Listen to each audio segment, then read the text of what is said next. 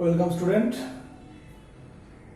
আজকে আলো পরিসরণ চ্যাপ্টারের একটা গুরুত্বপূর্ণ টপিক ক্রিটিক্যাল অ্যাঙ্গেল এবং ইন্টারনাল টোটাল রিফ্লেকশন নিয়ে আলোচনা করব। সংকট কোণ, ক্রিটিক্যাল অ্যাঙ্গেল বা সংকট কোণ এবং ইন্টারনাল টোটাল রিফ্লেকশন বা অভ্যন্তরীণ পূর্ণ প্রতিফলন নিয়ে আলোচনা করব। তো দেখো, আমি দুটো ছবি আঁকছি।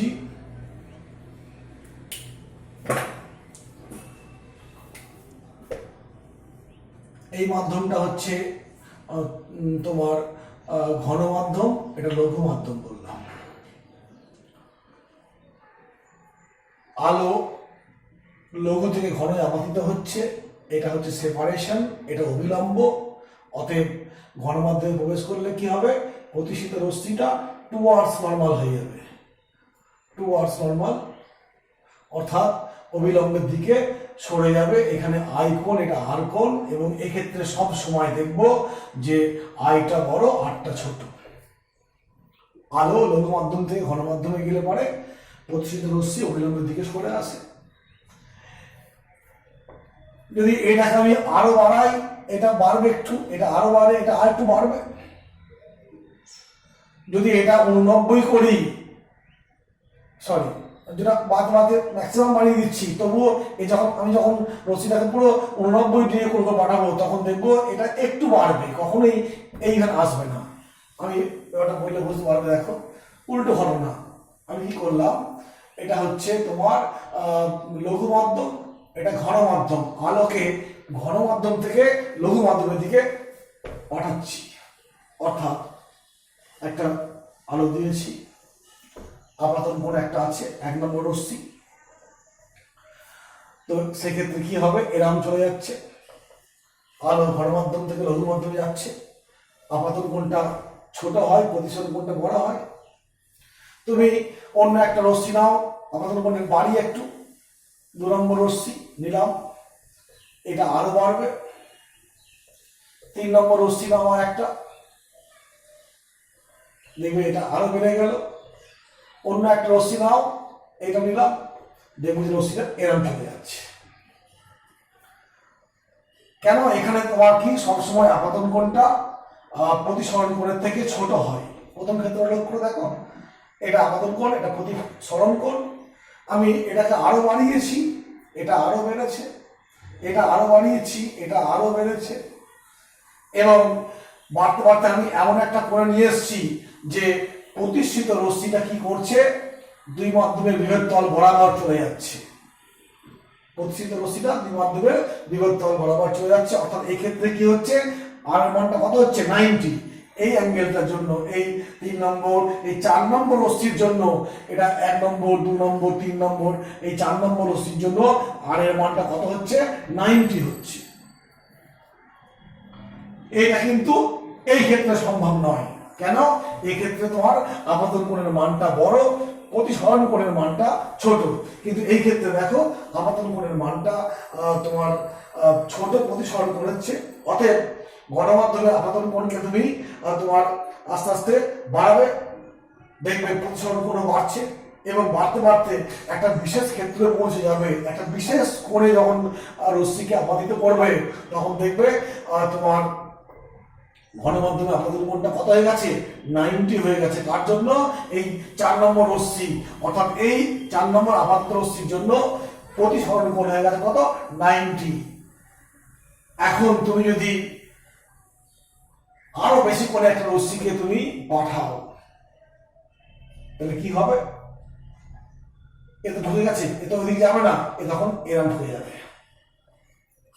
অর্থাৎ যে মাধ্যম থেকে গেল সেই মাধ্যমে ফিরে এলো। এইগুলোর ক্ষেত্রে কি হচ্ছিল? এই এই 1 2 3 4, এই 4টে রশ্মি যখন আপাতিত হচ্ছিল, সেই রশ্মি কি ঘটছিল? ট্রান্সমিট করে যাচ্ছে, ভেদ করে যাচ্ছে, মানে প্রতিসরণ ঘটছিল। কিন্তু এই 5 নম্বর রশ্মির ক্ষেত্রে লক্ষ্য করে দেখো যে এটা কিন্তু আর ভেদ করে যায়নি, পুনরায় প্রথম মাধ্যমে ফিরে আসছে। এই ভেদ করে যাওয়ার কেসগুলোকে বলি আমরা প্রতিসরণ। কিন্তু এই ক্ষেত্রে কি হয়েছে? যেখান থেকে গেছে, যে মাধ্যম থেকে গেছে, সেই মাধ্যমে ফিরে আসছে। অতএব এটা কার সঙ্গে মিল পাচ্ছি আমরা? প্রতিফলনের সঙ্গে মিল পাচ্ছি, প্রতিফলন বা যে রিফ্লেকশন পড়েছি রিফ্লেকশনের সঙ্গে মিল পাচ্ছি। এইগুলোর ক্ষেত্রে সব কি দ্বিতীয় মাধ্যমে ভেদ করে যাচ্ছে। কিন্তু 5 নম্বর আপাতিত রশ্মির ক্ষেত্রে কি দেখতে পাচ্ছি যে 5 নম্বর রশ্মির ক্ষেত্রে দেখতে পাচ্ছি রশ্মিটা এই আপাতন বিন্দুতে আপাতত হওয়ার পর বিভেদ তলের ভেদ করে না গিয়ে কি করছে, আমার ঘন মাধ্যমে ফিরে আসছে। আমরা পড়েছি প্রতিফলনে পড়েছি কি, যে আলো ধরো এই বায়ু থেকে গিয়ে কাঁচ মাধ্যমে পড়লো, দিয়ে স্ট্রাইক করে আবার প্রথম মাধ্যমে ফিরে আসছে, কিংবা জল মাধ্যমে গেল দিয়ে কাঁচে গিয়ে পড়লো, আয়নায় পড়লো, আয়না থেকে ব্যাক করে ফিরে আসছে। এইরকম ক্ষেত্রগুলোকে বলি আমরা আলোর প্রতিফলন। তো এই অংশগুলো দেখো দ্বিতীয় মাধ্যমে গেছে, অর্থাৎ প্রতিসরণ ঘটেছে, কিন্তু এইখানে এই 4 নম্বর রশ্মিটা দেখো আর দ্বিতীয় মাধ্যমে যায়নি, প্রথম মাধ্যমে ফিরে এসছে, অর্থাৎ এক্ষেত্রে কি ঘটছে, প্রতিফলন ঘটছে। তাহলে কি পেলাম আমরা, যে আলো ঘনমাধ্যম থেকে লঘু মাধ্যমে যাওয়ার সময় আপাতন কোণের একটা বিশেষ মান পেলাম, যে মানের জন্য রশ্মি কি হলো, দুই মাধ্যমের বিভেদ তল দিয়ে চলে গেল। এই 4 নম্বর কেসটাই বলছি আমি, 4 নম্বর এই 3 নম্বর কেসটাই, 1 2 3 5 নম্বর কেস। আচ্ছা, এই 4 নম্বরটা দেখো, 4 নম্বরটাই 4 নম্বর রশ্মি যখন আপাতিত হলো, সেই রশ্মিটা আপাতিত হওয়ার পর প্রতিসরণ ঘটেছে এবং কোন দিক দিয়ে গেল, বিভেদ তল বরাবর চলে যাচ্ছে। যখনই আমি আর একটু বেশি করে করলাম, ওই বিশেষ কোণের থেকে একটু বেশি করে আপাতিত করলাম, তখন কি হবে না, রশ্মি আর ভেদ করে যাবে না দ্বিতীয় মাধ্যমে, সে পুনরায় প্রথম মাধ্যমে ফিরে আসবে। অর্থাৎ প্রথম মাধ্যমে ফিরে আসছে মানে এখানে কি ঘটছে, প্রতিফলন ঘটছে। লক্ষ্য করো যে এইগুলো, এই দর্পণের সঙ্গে এই কোণটাকে বলা হয় আপাতন কোণ, আর প্রতিসরণের ক্ষেত্রে প্রতিসিত রশ্মি এবং অবিলম্বের কোণটাকে বলছি প্রতিসরণ কোণ। তো আমি এই আপাতন কোণ কিংবা এই আপাতন কোণ কিংবা এই আপাতন কোণ যখন বিচার করছিলাম, তখন দেখো এই অবিলম্ব আর আপাতিত রশ্মি, আর এই ক্ষেত্রে প্রতিসরণ ঘটছে বলে, এই 4টে ক্ষেত্রে প্রতিসরণ ঘটছে বলে এই অবিলম্ব এবং প্রতিসিত রশ্মির মধ্যে কোণ করেছি, দিয়ে কোণটা ভেবেছি প্রতিসরণ কোণ পেয়েছি। এখন এই 5 নম্বর রশ্মিতে কি ঘটছে, প্রতিফলন হচ্ছে। এই ক্ষেত্রে আপাতন কোণ কোনটা, এটা হচ্ছে আপাতন কোণ, এখানে প্রতিফলন হচ্ছে। অতএব আমরা প্রতিফলনের ক্ষেত্রে প্রতিফলন কোণ মাপবো কি করে, অবিলম্বের সঙ্গে প্রতিফলিত রশ্মির কোণ। এখানে অবিলম্ব কোণটা হবে, এইটা অবিলম্ব, আর এক্ষেত্রে কোণটা কোনটা হবে, এই কোণটা হবে। অতএব এই কোণটা আর তোমার এই কোণটা একই, এইটা আর এইটা একই। যদি আরেকটা রশ্মি নেই, বলো অন্য একটা রশ্মি এর পরও একটা রশ্মি এরকম দিয়ে পড়লো, তুমি বলো তো এই রশ্মিটা এদিকে আসবে না এদিকে আসবে? ভাবো একটু, ভেবে বলো যে এই যে আমি বললাম যে এই পরেই এর পরবর্তী রশ্মি হচ্ছে এই রশ্মিটা ফেলেছি, আমি দেখলাম যে এই রশ্মিটার জন্য যে আপাতন কোণটা পেয়েছি, সেটা এই বিশেষ আপাতন কোণের চেয়েও, এই বিশেষ আপাতন কোণ একে সি দিয়ে প্রকাশ করবো একটু পরে। এই বিশেষ আপাতন কোণের থেকে যখন আমি বেশি কোণে একটা রশ্মিকে ফেলেছি, তখন কি হলো, সেই রশ্মিটা প্রতিফলিত হয়ে প্রথম মাধ্যমে ফিরে এসছে, বললাম আলোর প্রতিফলন ঘটলো। এখন অন্য একটা রশ্মি এর থেকেও বেশি কোণ আপাতিত করেছি, এখন বলো এই রশ্মিটা পড়েছে, এক্ষেত্রেও তো আপাতন কোণের মান এই কোণটা থেকে বেশি। অতএব এখন বলো এইটা এদিকে আসবে না এইখান দিয়ে যাবে? কি করে বলবো? অবশ্যই যাবে, এইখান দিয়ে যাবে। কেন যাবে না, লক্ষ্য করো যে এই কোণটা কি আপাতন কোণ, এখানেও কিন্তু প্রতিফলন ঘটেছে। অতএব আপাতন কোণ এই আগের আপাতন কোণের চেয়ে বেশি, অতএব এক্ষেত্রে আগেরটা আপাতন কোণ ছিল এইটা, অতএব এই ক্ষেত্রে আপাতন বেশি হবে। অতএব এই রশ্মিটা কখনোই এদিকে আসবে না, এই পাশে যাবে। অর্থাৎ কি বুঝছো, যে এই অংশের মধ্যে রশ্মিগুলো প্রতিসরণ ঘটছে, আর এর পরে রশ্মিগুলোর কি ঘটছে, প্রতিফলন ঘটছে, এবং তারা এই অংশের মধ্যে সীমাবদ্ধ। এই অংশের মধ্যে কোনো পুরো অন্ধকার থাকবে, কোনো রশ্মি আসবে না। ঠিক আছে, এই যে আমরা আলোচনাটা করলাম, আরেকবার সংক্ষেপে বলছি যে আলো ঘন মাধ্যম থেকে লঘু মাধ্যমে যাচ্ছে, আপাতন কোণ ছিল একটা, প্রতিফলন কোণ ছিল, প্রতিসরণ কোণ ছিল। এক্ষেত্রে আপাতন কোণটা ছোট হয়, প্রতিসরণ কোণটা বড় হয়। আমি যদি আপাতন কোণের মান বাড়াতে থাকি, প্রতিসরণ কোণের মানও বাড়ছে, এটা হলো তা 12 বাড়ালাম, এটা হলো, এবং একটা বিশেষ আপাতন কোণ, এটাকে বলছি সি। এই একটা বিশেষ আপাতন কোণের জন্য কি হচ্ছে না, প্রতিষ্ঠিত রশ্মিটা দুই মাধ্যমে বিভেদ তল দিয়ে চলে যাচ্ছে। ঠিক আছে, যদি আপাতন কোণের মানটা এই বিশেষ কোণের থেকে বাড়িয়ে দিই, এই কোণটা থেকে বাড়িয়ে এখন করলাম প্রতিষ্ঠিত রশ্মি, তখন কি হবে? এ তো এই 4 নম্বরের জন্য তো এইখান দিয়ে গেল, তাহলে 5 নম্বরের জন্য কি হবে? সেইখান দিয়ে চলে যাবে, ওইদিকে আবার এই মাধ্যমে ঢুকে পড়বে। প্রথম মাধ্যমে ঢুকছে, যে মাধ্যম থেকে গেল যদি সেই মাধ্যমে ফিরে আসে, তখন তাকে বলি প্রতিফলন, অর্থাৎ প্রতিফলন ঘটছে। আবার 6 নম্বর হচ্ছে এইটা। 6 নম্বরটা কোন দিকে যাবে বললাম? যে প্রতিসরণের সময় অবিলম্ব এবং আপাততের মধ্যে আপাতন কোণ, এবং অবিলম্ব প্রতিষ্ঠিত রশ্মির মধ্যে প্রতিসরণ কোণ। যখন প্রতিফলন ঘটছে, তখন কিন্তু প্রতিফলন কোণটা এই যে অবিলম্ব আর প্রতিফলিত রশ্মির মধ্যে এই দিক থেকে মাপবো। প্রতিসরণের ক্ষেত্রে এদিক থেকে মাপবো, আর প্রতিফলনের ক্ষেত্রে এদিক থেকে মাপবো। অতএব সেই ভিত্তিতে বলতে পারি, যেহেতু এইটার জন্য এই রশ্মিটা, অতএব এইটার জন্য কোনটা হবে? এইটা হবে। কেন? এই ক্ষেত্রে আপাতন কোণের মান বেশি, এটা বেশি হবে। এই হলো আলোচনা। এবং দেখতে পাচ্ছি যে এই অংশের মধ্যে কোনো রশ্মি, এই যে অংশ পাচ্ছি, কোনো রশ্মি আসবে না। কিছুটার জন্য এদিকে যাবে, বাকিটার জন্য এই অংশ থাকবে, এই অংশ পুরো অন্ধকার থাকবে। ঠিক আছে, এই যে আমরা আলোচনা পেলাম এখান থেকে দুটো হ্যাঁ, অবশ্যই মনে রাখবে, এই যে ঘন থেকে লঘুর ক্ষেত্রে এই ঘটনাটা ঘটছে, কিন্তু লঘুর ক্ষেত্রে লঘু থেকে ঘনতে যাওয়ার সময় এইরকম কোনো ঘটনা ঘটে না। তার মেন কারণটা কি? আপাতন কোণটা এক্ষেত্রে বড় হয়, প্রতিসরণ কোণটা ছোট হয়।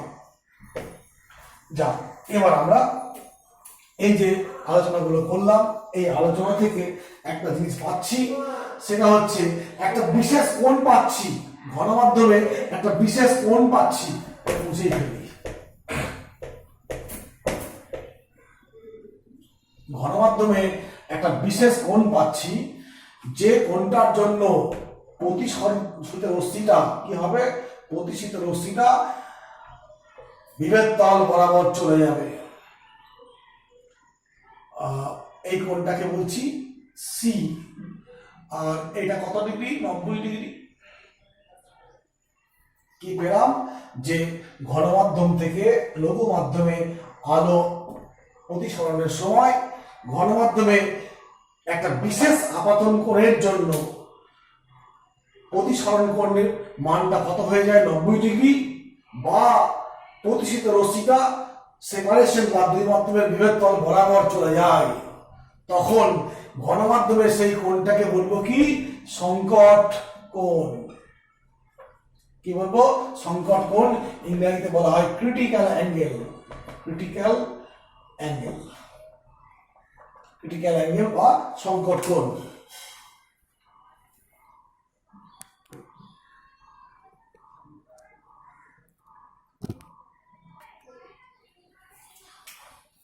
ক্রিটিক্যাল অ্যাঙ্গেল বা সংকট কোণ। যদি সংজ্ঞাটা বললে কি বলবো না, আলো ঘন থেকে লঘু মাধ্যমে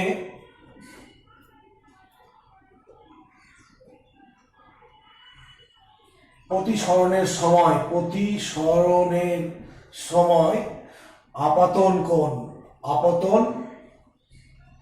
কোণ থেকে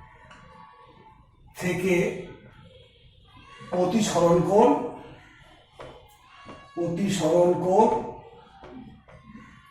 ঘন মাধ্যম থেকে লঘু মাধ্যমে প্রতিসরণের সময় আপাতন কোণের থেকে প্রতিসরণ কোণ সর্বদা কি হয়?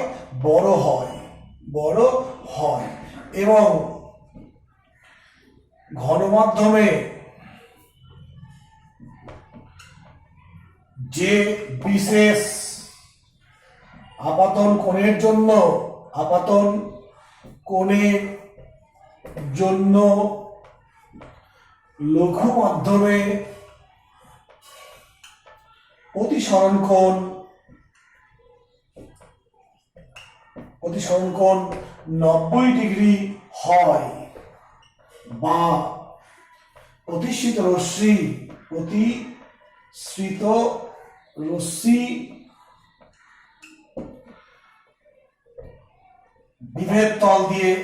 বিভেদ তল বরাবর চলে যায় তাকে ঘনমাধ্যমে সেই বিশেষ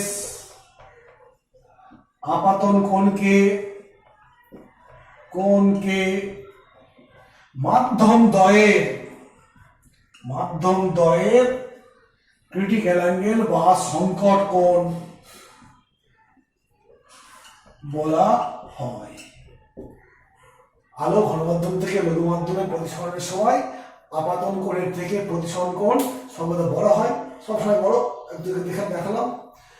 এবং ঘনমাধ্যমে যে বিশেষ আপাতন কোণের জন্য লঘু মাধ্যমে প্রতিসরণ কোণ 90 ডিগ্রি হয়, অথবা প্রতিসৃত রশ্মি দুই মাধ্যমের বিভেদ তল বরাবর চলে যায়, ঘনমাধ্যমের সেই বিশেষ আপাতন কোণটাকে বলবো কি? সংকট কোণ। ঠিক আছে, এই হলো সংকট কোণের সংজ্ঞা পেলাম। এখন যদি রশ্মি এই সংকট কোণের থেকেও বেশি কোণে আপাতিত হয়, তাহলে কি হবে? সেই রশ্মি যে মাধ্যম থেকে ঘনমাধ্যম থেকে যাচ্ছে আবার সেই মাধ্যমে ফিরে আসছে, আর সেই ফিরে আসার ঘটনাটাকে বলছি আমরা কি? প্রতিফলন। আর এখানে সেই প্রতিফলনটাকে নাম দেবো পূর্ণ প্রতিফলন, total reflection, total reflection. Internal বলছি কেন না? এই ভিতরেই ঘটনাটা ঘটছে, বাইরে বেরোনোর উপায় নেই। কথা বলছি, এটা বায়ু মাধ্যম, এটা জল মাধ্যম, অর্থাৎ এই জলের ভিতরেই ঘটনাটা ঘটে যাচ্ছে, তাই অভ্যন্তরীণ, ইন্টারনাল। আর পূর্ণ প্রতিফলন কেন? আচ্ছা, বসে আগে এই হলো সংকট কোণের সংজ্ঞা। আমি কাকে বলে বললাম। এইবার যদি রশ্মি সংকট কোণের থেকেও বেশি কোণে আপাতিত হয়, তাহলে সেই রশ্মি ঘনমাধ্যম থেকে যাবে, আপাতিত হবে বিভেদ তলে, এবং পুনরায় ওই বিভেদ তল থেকে পুনরায় ঘনমাধ্যমে ফিরে আসবে। তাকে আমরা বলছি ইন্টারনাল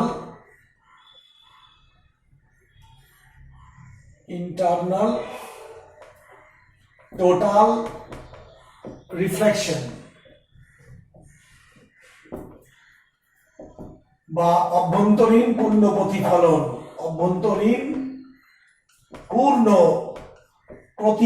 প্রতিফলন কেন সেটা বললাম, যে মাধ্যম থেকে গেছে বিভেদ তলে আপাতিত হয়েছে, পুনরায় সে মাধ্যমে ফিরে এসছে, তাই এটা প্রতিফলনের ঘটনা। অভ্যন্তরীণ কেন বলছি না? এখানে বললাম যে এটা যদি বায়ু হয়, এটা যদি জল হয়, তাহলে এই যা কিছু ঘটছে জলের মধ্যে হচ্ছে, এই বাইরের মাধ্যমে কোনো ব্যাপার নেই, তাই ইন্টারনাল। আর পূর্ণ কেন না? এমনি প্রতিফলনে, ধরো আয়নায় আলো ফেলেছি, প্রতিফলন ঘটছে, সেক্ষেত্রে কি হয়? কিছু আলো ভেদ করে চলে যায়, বাকিটা কি হয়? প্রতিফলিত হয়। কিছু না কিছু আলো ভেদ করে চলে যাচ্ছে, বাকিটা প্রতিফলিত হচ্ছে, বা অনেক সময় শোষিত হয়। অর্থাৎ কিন্তু এক্ষেত্রে লক্ষ্য দেখো, এদিকে ভেদ করে যাওয়ার কোনো রকম কোনো সম্ভাবনা নেই, সবটাই কি হচ্ছে? প্রতিফলিত হয়ে ফিরে আসছে। ওই জন্য সাধারণ প্রতিফলনে যে প্রতিবিম্ব সৃষ্টি হয়, আর এই অভ্যন্তরীণ পূর্ণ প্রতিফলনে প্রতিবিম্ব, এই দুটোর মধ্যে এই পূর্ণ প্রতিফলনের প্রতিবিম্ব খুব উজ্জ্বল হয়। কেন না? আলোর সবটাই প্রতিফলিত হয়ে আসছে, তাই প্রতিবিম্বের উজ্জ্বলতা বেড়ে যাচ্ছে। কিন্তু এমনি প্রতিফলনের ক্ষেত্রে কি হয়? কিছুটা আলো ওই দর্পণ বা আয়নাকে ভেদ করে চলে যায়, সবটা আসে না, ফলে উজ্জ্বলতা কম হয়। অতএব অভ্যন্তরীণ পূর্ণ প্রতিফলনের সংজ্ঞাটা কি বলবো? সংজ্ঞাটা হচ্ছে যে আলো রশ্মি ঘনমাধ্যম থেকে লঘু মাধ্যমে যাওয়ার সময় ঘনমাধ্যমে আপাতন কোণ, লিখছি আমি সংজ্ঞাটা। আলো রশ্মি ঘনমাধ্যম থেকে, মাধ্যমগুলো উল্লেখ করতে হবে সব ক্ষেত্রে, একটা ঘটনা। আলো রশ্মি ঘনমাধ্যম থেকে লঘু মাধ্যমে প্রতিসরণের সময়, আগে বলছি ঘনমাধ্যম থেকে লঘু মাধ্যমে প্রতিসরণের সময়, ঘনমাধ্যমে প্রতিসরণের ক্ষেত্রে বলবো, এটা ক্ষেত্রে ঘনমাধ্যমে আপাতন কোণ যদি মাধ্যম দুটির সংকট কোণ অপেক্ষা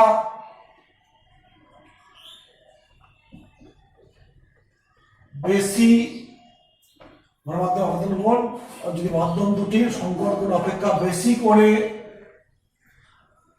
আপতিত হয় তবে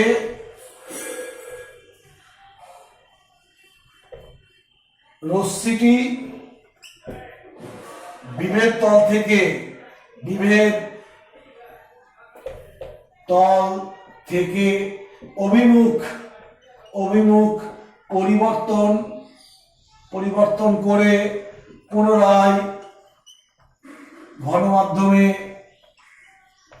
প্রবেশ করে। এই